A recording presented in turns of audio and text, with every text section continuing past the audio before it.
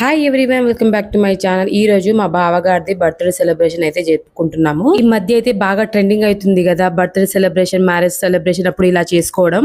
అక్క, టోను, బావ అందరూ కలిసి ఇలా సెలబ్రేషన్ అయితే జరుపుకున్నారు. మిన్ను, మాహేరమ్మ వాళ్ళ బర్త్డే రోజు మంచిగా హ్యాపీగా ఉంటారు, హ్యాపీగా ఉంచాలి కూడా. మిగతా వాళ్ళ బర్త్డే రోజు అలుగుతారు, ఏడుస్తారు. అట్లనే మాహేరమ్మ కూడా అట్లనే చేస్తుంది. ఇలా సెలబ్రేషన్ జరుపుకున్నప్పుడు మెమరీ కోసం వీడియోలు, ఫోటోలు అయితే దిగాలి కదా. మాహేరమ్మ ఒకటే ఏడుస్తుంది ఆ టైంలో. ఈ ఎట్లనో అట్లా సాయంత్రం టైంలో ఇలా చిన్నగా సెలబ్రేషన్ అయితే చేసుకున్నాము.